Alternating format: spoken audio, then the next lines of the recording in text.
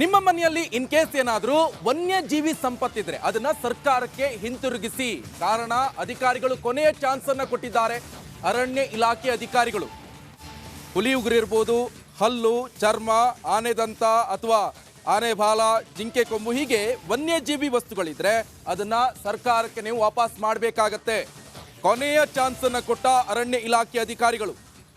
ಜಿಂಕೆ ಕೊಂಬಿರ್ಬೋದು, ಹೀಗೆ ನಾನಾ ವಿಧದ ವನ್ಯಜೀವಿ ಸಂಪತ್ತಿನ ಕೇಸ್ ನಿಮ್ಮ ಮನೇಲಿದ್ರೆ ಅದು ಬೇಕಾದ್ರೆ ಎಷ್ಟೇ ಹಳೇತಾಗ್ಲಿ, ಬೇಕಾದ್ರೆ ನಿಮ್ಮ ತಾತ ಮುತ್ತಾತ ಅಜ್ಜ ಇವರೆಲ್ಲ ಉಪಯೋಗ ಮಾಡೋದಾಗ್ಲಿ ಅದನ್ನ ರಿಟರ್ನ್ಸ್ ನೀವು ಕೊಡಬೇಕಾಗತ್ತೆ ಸರ್ಕಾರಕ್ಕೆ. ಇಲ್ಲ ಅಂತ ಹೇಳಿದ್ರೆ ನಿಮ್ಮ ಮೇಲೆ ಕೇಸ್ ಆಗುತ್ತೆ. RFO ಹಾಗೆ ACF DCF ಕಚೇರಿ ಇಲ್ಲವೇ ಸ್ಥಳೀಯ ಠಾಣೆಗೆ ನೀವು ಅದನ್ನ ತಲುಪಿಸಬೇಕಾಗತ್ತೆ. ಏಪ್ರಿಲ್ 11ರೊಳಗೆ ಒಪ್ಪಿಸಿಲ್ಲ ಅಂತ ಹೇಳಿದ್ರೆ ಅವರ ವಿರುದ್ಧ ಕಠಿಣ ಕ್ರಮ ಗ್ಯಾರಂಟಿ ಆಗುತ್ತೆ. ಹಾಗಾದ್ರೆ ಅಧಿಕಾರಿಗಳು ಏನು ಹೇಳ್ತಾ ಇದ್ದಾರೆ ನೋಡೋಣ.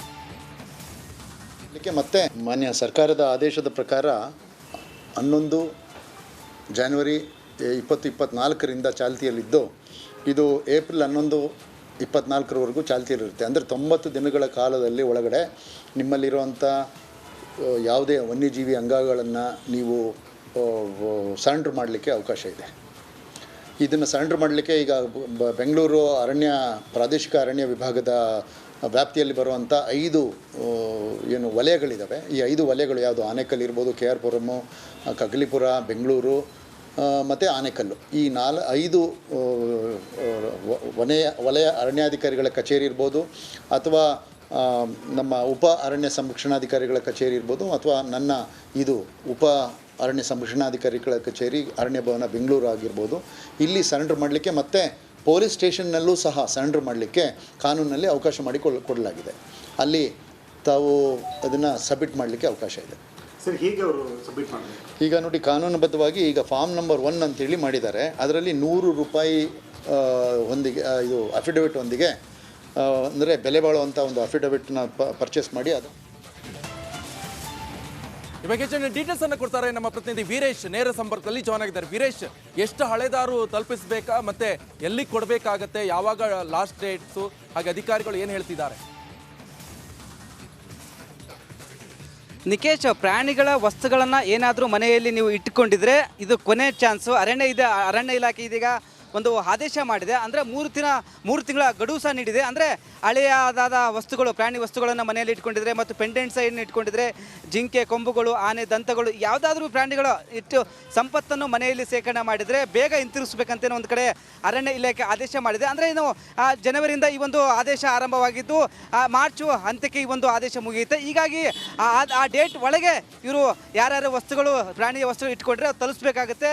ಅದಲ್ಲದೆ 100 ರೂಪಾಯಿ ಬಾಂಡ್ ಮುಖಾಂತರ ಈ ಒಂದು ವಸ್ತು ಹೇಗೆ ಬಂತು, ಎಲ್ಲಿಂದ ಬಂತು, ಇದು ಎಷ್ಟು ವರ್ಷಗಳ ಹಿಂದೆ ಎಲ್ಲ ಪಿನ್ ಟು ಪಿನ್ ಬರೆದು ಕೊಡಬೇಕಾಗತ್ತೆ. ಆ ಬರೆದ ನಂತರ ಅರಣ್ಯ ಇಲಾಖೆ ಚೆಕ್ ಮಾಡುತ್ತೆ. ಇವರೇನಾದರೂ ಅಂಟ್ ಮಾಡಿದಾರಾ, ಏನಾದರೂ ಸಾಯಿಸಿದ್ರನ್ನ ದಂತ ಏನು ಪಡೆದುಕೊಂಡಿದ್ದಾರಾ ಎಂಬುದು ಪರಿಶೀಲನೆ ಮಾಡಿ ಅದಾದ ನಂತರ ಇದು ಕರೆಕ್ಟ್ ಇದನ್ನ ಎಲ್ಲ ಚೆಕ್ ಮಾಡಿ ಅರಣ್ಯ ಇಲಾಖೆ ಒಂದು ಅವರಿಗೊಂದು ಲೆಟರ್ ಮುಖಾಂತರ ಒಂದು ಕಳಿಸ್ತಾರೆ. ಹೀಗಾಗಿ ಎಲ್ಲೇ ಒಂದು ಕಡೆ ಯಾರು ಈ ಒಂದು ಹಳೆಯದಾಗಿ ಅಂದರೆ ಯಾಕಂದರೆ ತಾತ ಮುತ್ತಾತನ ಕಾಲದಿಂದ ಕೆಲವೊಂದು ಆನೆ ದಂತಗಳು ಮತ್ತು ಜಿಂಕೆ ಕಂಬುಗಳು ಇಟ್ಕೊಂಡಿರ್ತಾರೆ. ಹೀಗಾಗಿ ಬೇಗ ತಲುಪಿಸಿ ಅಂತ ಒಂದು ಕಡೆ ಅರಣ್ಯ ಇಲಾಖೆ ಮನವಿ ಮಾಡಿಕೊಂಡಿದ್ದಾರೆ. ಯಾರು ತೋರಿಸಲ್ಲ ಆ ಡೇಟ್ ಒಳಗೆ ಯಾರು ಅಂದರೆ ಸಂಬಂಧಪಟ್ಟ ಇಲಾಖೆ, ಅರಣ್ಯ ಇಲಾಖೆ ಆಯಿತು, ಪೊಲೀಸ್ ಇಲಾಖೆ ಆಯಿತು, ಈ ಒಂದು ಸ್ಟೇಷನ್ಗೆ ಹೋಗಿ ನೀವು ಕೊಡಬೇಕಾಗತ್ತೆ. ಅದಕ್ಕೆ 100 ರೂಪಾಯಿ ಬಾಂಡ್ ಕೊಟ್ಟು ಮಾಡಬೇಕಾಗತ್ತೆ. ಹೀಗಾಗಿ ಬೇಗ ತಲುಪಿಸಿ, ಇಲ್ಲಾಂದರೆ ಕಠಿಣ ಕ್ರಮಕ್ಕೆ ಮುಂದಾಗ್ತವಂತೇನೋ ಒಂದು ಕಡೆ ಎಚ್ಚರಿಕೆ ಕೊಟ್ಟಿದ್ದಾರೆ. Nikesh, okay, thank you Veeresh ನಿಮ್ಮೆಲ್ಲ ಮಾಹಿತಿಗೆ.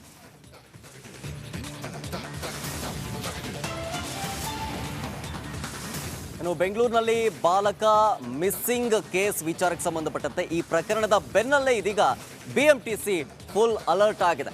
ಇಲ್ಲಿ ಅನುಮಾನಾಸ್ಪದ ರೀತಿಯಲ್ಲಿ BMTC ಬಸ್ನಲ್ಲಿ ಓಡಾಡುವಂತಹ ಅಪ್ರಾಪ್ತರ ಮೇಲೆ ನಿಗಾ ಇಡಬೇಕು ಅಂತ ಹೇಳಿ ಸೂಚನೆಯನ್ನು ಕೊಡಲಾಗಿದೆ. ಅನುಮಾನಾಸ್ಪದವಾಗಿ ಯಾರಾದರೂ ಅಪ್ರಾಪ್ತರು ಓಡಾಟ ಮಾಡೋದು ಕಂಡು ಬಂದರೆ ಅದ್ರ ಬಗ್ಗೆ ಮಾಹಿತಿಯನ್ನು ಕೊಡೋದಕ್ಕೆ ಸೂಚನೆಯನ್ನು ಕೊಡಲಾಗಿದೆ. ಬಾಲಕರಿಗೆ ಜೊತೆಗೆ ಚಾಲಕರಿಗೆ, ನಿರ್ವಾಹಕರಿಗೆ ಮುಖ್ಯ ಸಂಚಾರ ವ್ಯವಸ್ಥಾಪಕರ ಆದೇಶವನ್ನು ಹೊರಡಿಸಿರೋದು. ಮಕ್ಕಳ ಸಹಾಯವಾಣಿ ಸಂಖ್ಯೆ 1098 ಇದಕ್ಕೆ ಕರೆ ಮಾಡೋದಕ್ಕೆ ಸೂಚನೆಯನ್ನು ಕೊಡಲಾಗಿದೆ. ಮೊನ್ನೆಯಷ್ಟೇ ಭಾನುವಾರ 21ನೇ ತಾರೀಕು ಟ್ಯೂಷನ್ಗೆ ಅಂಥೇಳಿ ಹೋದಂತಹ ಸಂದರ್ಭದಲ್ಲಿ ತಂದೆ ಅವ್ರನ್ನ ಪಿಕಪ್ ಮಾಡೋದು ಲೇಟ್ ಆಯಿತು ಅಂಥೇಳಿ ತಾನೇ ಬರೋದಕ್ಕೆ ಮುಂದಾದ. ಅದಾದಮೇಲೆ ಹೈದರಾಬಾದ್ನಲ್ಲಿ ಪತ್ತೆಯಾದ 2-3 ದಿನ ಆದಮೇಲೆ ಹೈದರಾಬಾದ್ನಲ್ಲಿ ಪತ್ತೆಯಾದ ಬಾಲಕ. ಈ ಬಾಲಕನ ಮಿಸ್ಸಿಂಗ್ ಕೇಸ್ ಬೆನ್ನಲ್ಲೇ ಇದೀಗ BMTC ಅಲರ್ಟ್ ಆಗಿದೆ. ಯಾವುದೇ ಅಪ್ರಾಪ್ತ ಬಾಲಕರು ಬಾಲಕಿಯರು BMTC ಬಸ್ನಲ್ಲಿ ಬಸ್ ಸ್ಟ್ಯಾಂಡ್ನಲ್ಲಿ ಬಸ್ನಲ್ಲಿ ಓಡಾಡುವಂತಹ ಒಂದು ಸಿಚುವೇಶನ್ ಕಂಡು ಬಂದಂತಹ ಸಂದರ್ಭದಲ್ಲಿ ಸೂಚನೆಯನ್ನು ಕೊಡಬೇಕು. 1098ಗೆ ಕಾಲ್ ಮಾಡಬೇಕು ಅಂಥೇಳಿ ಚಾಲಕರಿಗೆ, ನಿರ್ವಾಹಕರಿಗೆ ಮುಖ್ಯ ಸಂಚಾರ ವ್ಯವಸ್ಥಾಪಕರು ಆದೇಶವನ್ನು ಹೊರಡಿಸಿದ್ದಾರೆ. ಹಾಗಾದರೆ ಆ ಆದೇಶದಲ್ಲಿ ಏನೇನಿದೆ ಡೀಟೇಲ್ಸ್ ಕೂಡ ಗ್ರಾಫಿಕ್ಸ್ ಮುಖಾಂತರ ನಿಮಗೆ ತೋರಿಸುವಂಥ ಪ್ರಯತ್ನಗಳಾಗ್ತಾ ಇದೆ. ಬಸ್ನಲ್ಲಿ ಒಂಟಿಯಾಗಿ ಓಡಾಡೋ ಮಕ್ಕಳ ಮೇಲೆ ನಿಗಾ ಇಡಬೇಕು, ಪ್ರಯಾಣಿಸ್ತಾ ಇರುವಂತಹ ಅಪ್ರಾಪ್ತರ ಮೇಲೆ ಕಣ್ಣಿಡಬೇಕು ಅಂಥೇಳಿ ಸೂಚನೆಯನ್ನು ಕೊಡಲಾಗಿದೆ. ಪ್ರಮುಖವಾಗಿ ಅದರ ಭಾಗವಾಗಿ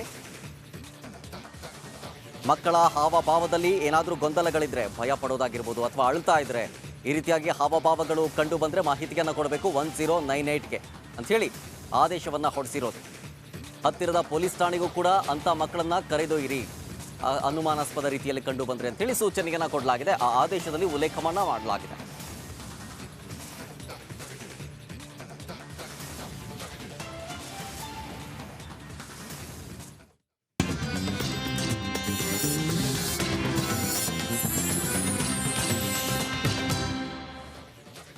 ಅಯೋಧ್ಯೆಯ ಶ್ರೀರಾಮನ ಭಕ್ತಿಯಲ್ಲಿ ಮಿಂದೆದ್ದ ಅಯೋಧ್ಯೆಯಲ್ಲಿ ರಾಮ ಭಕ್ತರು, ಯಾಕಂತ ಹೇಳಿದ್ರೆ ಸಹಸ್ರಾರು ಸಂಖ್ಯೆಯಲ್ಲಿ ನಿತ್ಯ ಜನರು ಬರ್ತಾ ಇದ್ದಾರೆ. ಅದು ಕೂಡ ರಾಮನ ಭಕ್ತಿ ಶ್ರದ್ಧೆಯಿಂದ ಬರ್ತಾ ಇರುವಂಥದ್ದು. ಒಂದ್ ಕಡೆಯಲ್ಲಿ ಜಮಾಯಿಸ್ತಾ ಇದ್ದಾರೆ, ಸಾವಿರಾರು ಮಂದಿ, ಲಕ್ಷಾಂತರ ಮಂದಿ ಜನರು ಅಲ್ಲಿಗೆ ಬರ್ತಾ ಇರುವಂಥದ್ದು. ಅಯೋಧ್ಯೆಯ ಪುಣ್ಯ ಭೂಮಿಗೆ ಅಸಂಖ್ಯ ಭಕ್ತಗಣ ಬಾಲರಾಮನ ದರ್ಶನಕ್ಕಾಗಿ ಲಕ್ಷ ಲಕ್ಷ ಭಕ್ತರು ಲಗ್ಗೆಯನ್ನು ಇಡ್ತಾ ಇದ್ದಾರೆ. ಮೈ ಕೊರಿಯುವಂತ ಚಳಿ ಇರಬಹುದು, ನಿದ್ರೆಯನ್ನ ಲೆಕ್ಕಿಸದೆ ಜನರು ಬರ್ತಾ ಇದ್ದಾರೆ. ಜನಸಾಗರವೇ ಹರಿದು ಬರ್ತಾ ಇದೆ. ಅಯೋಧ್ಯೆ ರಾಮ ಮಂದಿರ ಆಗ್ತಾ ಇರುವಂಥ ಸಂದರ್ಭದಲ್ಲಿ ದೇಣಿಗೆಯನ್ನು ಪಡ್ಕೊಳ್ತಾ ಇದ್ರು. ಆ ಸಂದರ್ಭದಲ್ಲಿ ಎಲ್ಲರೂ ಕೇಳ್ತಾ ಇದ್ರು, ಅಯೋಧ್ಯೆ ರಾಮ ಮಂದಿರ ಮಾಡಿದ್ರೆ ಏನಾದರೂ ಹೊಟ್ಟೆ ತುಂಬುತ್ತಾ ಅಂತ ಪ್ರಶ್ನೆ ಮಾಡ್ತಿದ್ರು.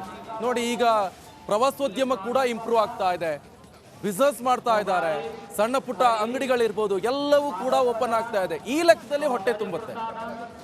ದೇಣಿಗೆಯನ್ನ ಸಂಗ್ರಹಿಸೋ ಸಂದರ್ಭದಲ್ಲಿ ಕೇಳ್ತಾ ಇದ್ರು, ರಾಮ ಮಂದಿರ ಮಾಡಿದ್ರೆ ಏನಾದರೂ ಹೊಟ್ಟೆ ತುಂಬುತ್ತಾ ಅಂತ. ನೋಡಿ ಎಷ್ಟು ಜನ ಹೋಗ್ತಾ ಇದ್ರೆ, ಎಷ್ಟು ಲಕ್ಷ ಲಕ್ಷ ರೂಪಾಯಿ ಸಂಗ್ರಹ ಆಗ್ತಾ ಇದೆ.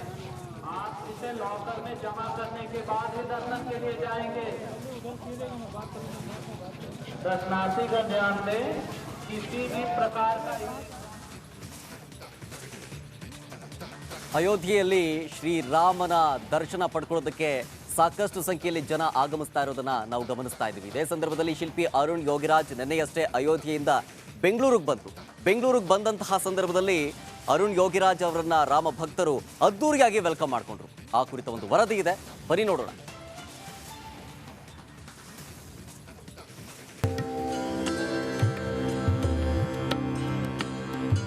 ಅಯೋಧ್ಯೆ ರಾಮ ಮಂದಿರದಲ್ಲಿ ಬಾಲರಾಮ ಪ್ರತಿಷ್ಠಾಪನೆಯಾಗಿದೆ. ಶತಕೋಟಿ ಭಾರತೀಯರ ಕನಸು ನನಸಾಗಿದೆ. ರಾಮ ಮಂದಿರ ಇಡೀ ವಿಶ್ವವೇ ತಿರುಗಿ ನೋಡುವಂತಾಗಿದೆ. ನಿತ್ಯ ಲಕ್ಷಾಂತರ ರಾಮ ಭಕ್ತರು ಸಂಭ್ರಮದಿಂದ ರಾಮಲಲ್ಲ ದರ್ಶನಕ್ಕೆ ಆಗಮಿಸುತ್ತಿದ್ದಾರೆ. ರಾಮ ಮಂದಿರಕ್ಕೆ ಕರುನಾಡಿನ ಕೊಡುಗೆ ಕೂಡ ಅಪಾರವಾಗಿದೆ. ಗರ್ಭಗುಡಿಯಲ್ಲಿರುವ ವಿಗ್ರಹ ಕನ್ನಡದ ಶಿಲ್ಪಿ ಕೆತ್ತಿರೋದು ಅನ್ನೋದು ನಾಡಿನ ಹೆಮ್ಮೆಯ ಸಂಗತಿ.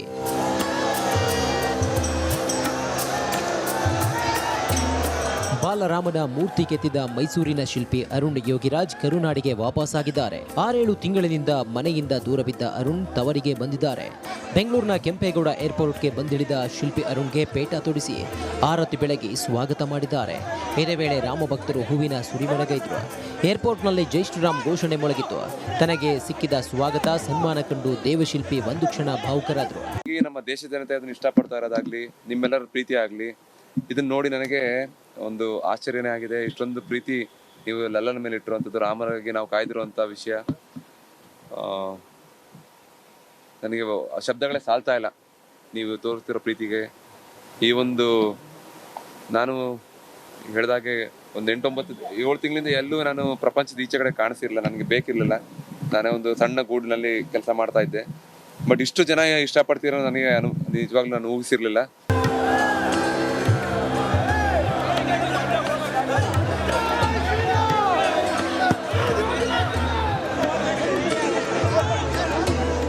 ಇದೇ ವೇಳೆ ಮೊದಲ ಬಾರಿ ಪ್ರತಿಕ್ರಿಯೆ ನೀಡಿದ ಅರುಣ್ ಯೋಗಿರಾಜ್, ದೇಶಕ್ಕೆ ಒಳ್ಳೆ ಕೆತ್ತನೆ ಸಮರ್ಪಿಸಬೇಕೆಂಬ ಉದ್ದೇಶ ಇತ್ತು. 7 ತಿಂಗಳಿಂದ ನನ್ನ ಶಕ್ತಿ ಮೀರಿ ಶ್ರಮ ವಹಿಸಿದ್ದೇನೆ.